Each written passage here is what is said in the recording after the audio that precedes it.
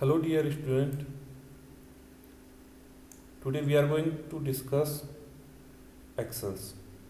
Excel 2013 is the version. इसे 2010 होता है, 2013 है, 2016 है, ये इसके वर्जन होते हैं.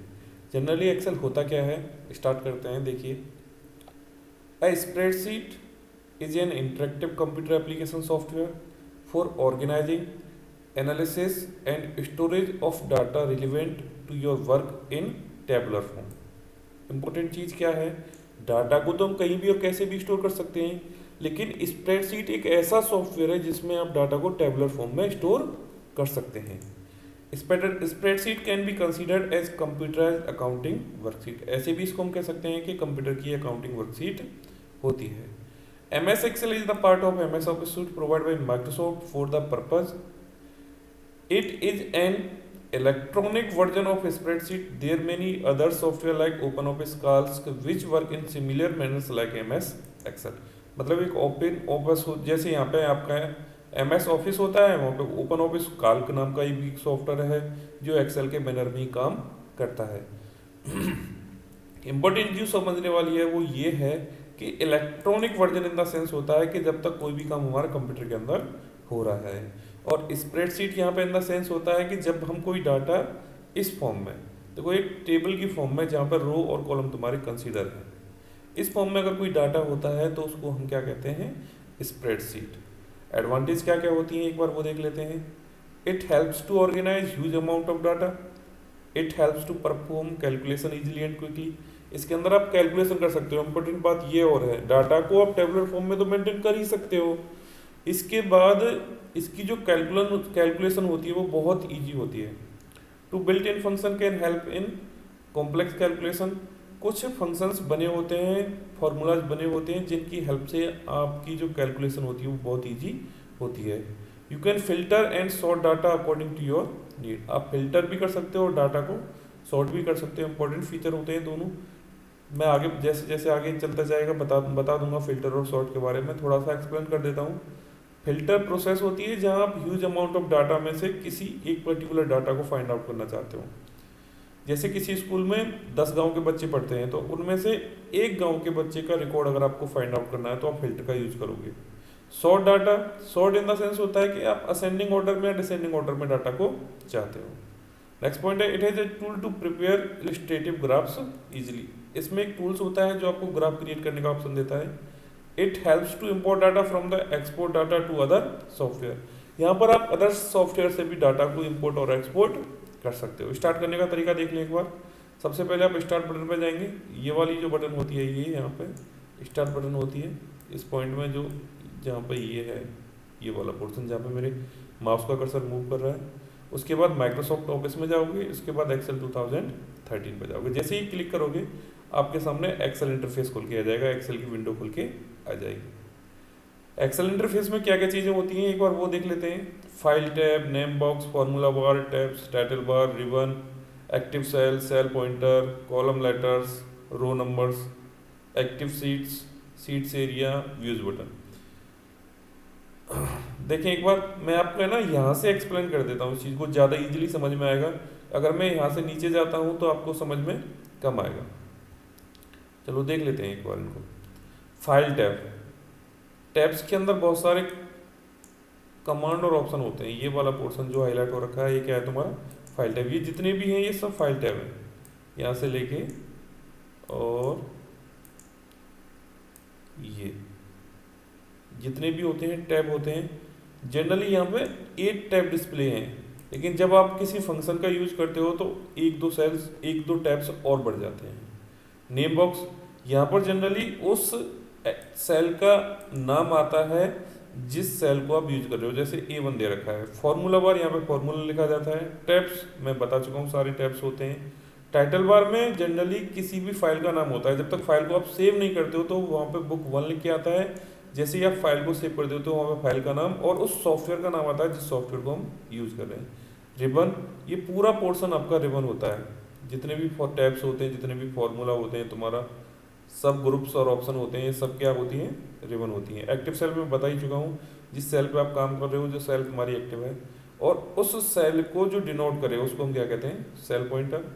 कॉलम लेटर्स आपके ये सारे जो भी होते हैं ये कॉलम्स लेटर होते हैं, ये यहाँ से लेके, और ये जो आपके होते हैं ये रो नंबर, या इनको हम रो हेडिंग भी बोल सकते हैं, ये वाली।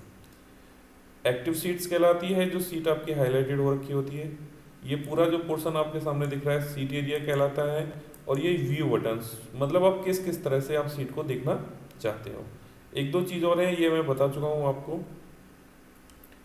स्टेटस बार, स्टेटस बार को देख लेते हैं। ये कह रहा है it is found at the bottom of the window and display seat information. Seat के बारे में जो भी इन्फॉर्मेशन होंगी वो सब तुम्हें कहाँ पे दिखेंगी, स्टेटस बार के अंदर। Workbook is a collection of worksheet, ये ध्यान रखें। देखें एक बार, जो सीट दे रखी है ना ये वाली सीट 1, ये 3 सीट होती हैं ऑटोमेटिकली। इन सीटों का जो कलेक्शन होता है वो तुम्हारा क्या कहलाता है, वर्कबुक कहलाता है। Worksheet is a area where you enter the data. Worksheet वो जगह है जहाँ पे आप डाटा को इंसर्ट कर सकते हो, जो डाटा लिखते हो। It is a grid of cells made of rows and column, ये ग्रेड होती है जो रो और कॉलम को मिला के बनती है, ये वाली। इसको हम क्या कहेंगे यहाँ पे, वर्कशीट, जहाँ पे आप डाटा को इंसर्ट करोगे। इसके बाद देखें भैया, रो बार।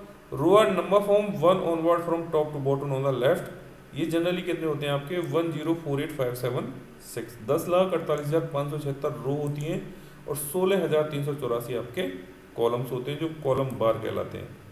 सेल्स, अगर हम रो और कॉलम को, किसको, अगर रो और कॉलम को हम काटते हैं, रो और कॉलम का जो इंटरसेक्शन पॉइंट कहलाता है वो तुम्हारा क्या कहलाता है, सेल कहलाता है। देखिए मैं एक डायग्राम, एक आपको एग्जांपल लेके दिखाना चाहता हूँ। जैसे कि मैं यहाँ इस तरह से लाइन बना देता हूँ तो, और ये तुम्हारे क्या हो गए, रो होगी, वो कॉलम होगी। तो ये वाला जो पार्ट कहलाएगा ना, ये वाला पार्ट, इसको हम क्या कहेंगे, सेल कहेंगे। ठीक है जी। आगे देखें, सेल्स के बाद सेल्स पॉइंटर्स होते हैं।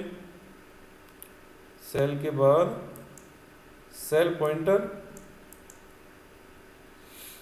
सेल पॉइंटर्स वो जगह होती है जहां एक्टिव सेल को डिनोट करता है। फॉर्मूला बार बता चुका हूं मैं। Fill handle, it is a small green square on the lower right corner of the cell pointed by default is visible with the active cell. It can be used for copying, deleting और clearing data. fill handle एक ऐसा option होता है, ये वाला देखो, ये जो बहुत इंपॉर्टेंट चीज़ है, ये जो बन के आता है ना, जब किसको सेलेक्ट कर लेते हैं तो ये कॉपी करने के लिए, डाटा को डिलीट करने के लिए, क्लियर करने के लिए यूज होता है। जूम कंट्रोल, ये बटन जो होती है यहाँ से लेके ये जूम वगैरह करने के लिए होती है, ये वाला पोर्शन जो होता है ये, जिसको मैं हाईलाइट कर रहा हूँ, ये वाला। इसके बाद वर्कशीट व्यू, अभी बता चुका हूँ कितने तरीके से आप वर्कशीट को देखना चाहते हो। अब मुझको एक नई वर्कबुक क्रिएट करनी है, ब्लैंक वर्कबुक। कैसे कैसे करेंगे, click on the file tab, black stage view will appear, ये वाला फाइल टैब आपको दिखा चुका था मैं जब आपके सामने विंडो खुली थी, तो फाइल टैब कहाँ पे होता है। उसके बाद क्लिक ऑन न्यू या फिर Ctrl+N, सेलेक्ट ब्लैंक वर्कबुक, ये वाली वर्कबुक हमने सेलेक्ट कर ली। ये तुम्हारा हो गया वर्कबुक क्रिएट करने का तरीका, ब्लैंक वर्कबुक। अब ये कह रहा है क्रिएट ये नई new workbook from A templates. जो टेम्पलेट्स होती है ना, प्री डिफाइंड डिजाइन होती है, पहले से बनी होती है, उनको यूज करते हुए अगर आप कोई वर्कबुक क्रिएट करना चाहते हैं तो कैसे करेंगे। कह रहा है क्लिक ऑन फाइल टैब, जो हमने पहले भी किया था, बैक स्टेज विल अपीयर, ये आपका खुल के आ जाएगा। इसके बाद click on new, click on new, ये वाला ऑप्शन जो न्यू का है, ये वाला। इस पे जाने के बाद select to template to repeat, इनमें से कोई भी एक टेम्पलेट आपको क्या कर लेनी है, सेलेक्ट कर लेनी है। और आपकी जो नई आप वर्कशीट बनाना चाहते हो टेम्पलेट को यूज करते हुए, उसके बाद क्रिएट पे क्लिक कर देंगे। ये वाला क्रिएट जो ऑप्शन दे रखा है, क्रिएट पे ऑप्शन करते ही आपकी वर्कशीट क्रिएट हो जाएगी। दो तरीके बता दिए, एक तो हो गया ब्लैंक वर्कबुक क्रिएट करने का तरीका और एक हो गया टेम्पलेट क्रिएट करने का तरीका। अब अगर आपको उसके अंदर डाटा एंटर करना है तो सबसे पहले सेल को सेलेक्ट कर लेना है, उसके ऊपर डबल क्लिक कर देनी है, type the data and press enter की। इसके बाद टाइप्स ऑफ डाटा, किस किस तरह का हम डाटा टाइप्स कर सकते हैं। तो सबसे पहला है न्यूमेरिक या नंबर, उसके बाद टेक्स्ट, उसके बाद फॉर्मूला। देखो जैसे ये इंसर्ट हमने करा हुआ है, ये वाला पोर्शन, ये फॉर्मूला हो गया, ठीक है जी। ये आपके नंबर डाटा हो गया, ठीक है जी, ये आपका हो गया टेक्स्ट डाटा। इस तरह का डाटा आप इंसर्ट कर सकते हैं। Selecting cells. To select a single cell, click on a cell and the cell pointers appear. That means आपकी जो सेल है वो सेलेक्ट हो जाएगी या वो सेल आपकी एक्टिव सेल कहलाएगी. To select a range of cell, a range of cell is block of continuous cells along the other horizontal or vertical. You need to select a range cell before perform any operation of them.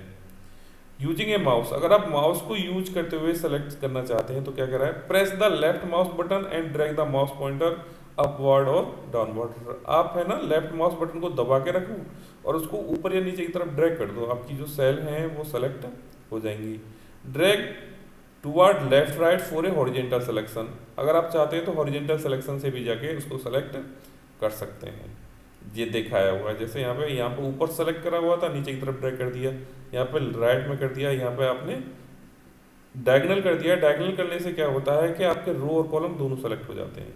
अगर keyboard को use करते हुए अगर आपको यही काम करना है तो correct click on the cells and keeping the shift key press. अब यहाँ पे आपको किसी सेल के ऊपर क्लिक कर देना है, जैसे यहाँ पे इसने क्लिक करा था पहले, और उसके बाद शिफ्ट की को प्रेस करते हुए आप नीचे की तरफ जो 4 एरो दे रखे होते हैं उनको दबा दो. राइट में करना है तो राइट में चले जाओ, लेफ्ट में करना है तो लेफ्ट में चले जाओ. नॉर्मल चीज़ें होती हैं, ये आप सब लोग जानते होंगे. इसके बाद अगर डाटा को एडिट करना है सेल के अंदर तो कैसे कैसे करेंगे, by partially modifying the cell contents by overwriting the contents. आप जैसे सेलेक्ट करते हो ना, सेलेक्ट करके वो हाईलाइट हो जाते हैं. हाईलाइट करके आप ओवर राइटिंग का तरीका हो सकता है, और पार्टिशली मॉडिफाई का मतलब होता है कि आप सेल के अंदर जाके उसमें कुछ चेंजिंग कर सकते हो. इसके बाद है रीडो और अंडो कमांड. कंट्रोल जेड और कंट्रोल वाई होती हैं. रीडो और अंडो का मतलब होता है एक स्टेप आगे जाना और एक स्टेप बैक आना. अगर आप कोई एक्शन परफॉर्म कर रहे हो, आपको एक स्टेप बैक जाना है तो आप अंडो कहलाओगे, और एक स्टेप फॉरवर्ड जाना है तो आप redo. Copying and moving data. Copy के लिए सबको पता है कंट्रोल प्लस सी और control plus V. Control plus C cut के लिए होता है command, control plus V paste के लिए होता है, sorry control plus C copy के लिए होता है, कंट्रोल प्लस एक्स कट के लिए होता है और कंट्रोल प्लस वी पेस्ट के लिए होता है. किसी डाटा को कॉपी करना है तो पर्टिकुलर रेंज को सेलेक्ट कर लें, राइट क्लिक करें, वहाँ पे कट कॉपी पेस्ट तीनों के ऑप्शन खुल जाते हैं. एक तरीका तो ये होता है. दूसरा तरीका होता है कि आपको होम टैब में जाना है, वहाँ पे कॉपी कट क्लिपबोर्ड में मिल जाते हैं आपको दोनों के दोनों. क्लिपबोर्ड ग्रुप होता है, होम टैब के अंदर जाके कॉपी करना है तो कॉपी करें और कट करना है तो कट करें. यहाँ पे कट कॉपी पेस्ट में थोड़ा सा अंतर देख लेते हैं क्या होता है. Cut copy paste in the sense होता है अगर आप किसी डाटा को कट करते हो तो वो डाटा पर्टिकुलर उस जगह से चला जाता है, और जहाँ पे आप उसको पेस्ट करना चाहते हो तो वहाँ पे चला जाता है. अगर आप कॉपी पेस्ट करना चाहते हैं तो वो डाटा उस जगह पे भी रहेगा जहाँ पे आपने कॉपी करा है, और उस जगह पे भी चले जाएगा जहाँ पे आप उसको पेस्ट करना चाहते हो. 2 तरीके होते हैं, मैंने आपको बताया था कि आप एक तो राइट क्लिक करके कट कॉपी पेस्ट ऑप्शन पा सकते हो, और दूसरा तरीका क्या होता है आपके पास होम टैब के क्लिपबोर्ड ग्रुप में होता है. अगर आपको डिलीट करना है डाटा डिलीट करने के लिए पर्टिकुलर डाटा को आप सेलेक्ट कर लो और डिलीट की प्रेस कर दो. जो डिलीट होती है ना, DEL लिखा होता है, डेल जो की होती है डिलीट की. दूसरा होता है clear content from the shortcut menu by right clicking the mouse to delete the data only. एक राइट क्लिक करके ऑप्शन आता है क्लियर कंटेंट्स, और वहाँ पर ऑप्शन क्या मिलेगा, डिलीट द डाटा ओनली.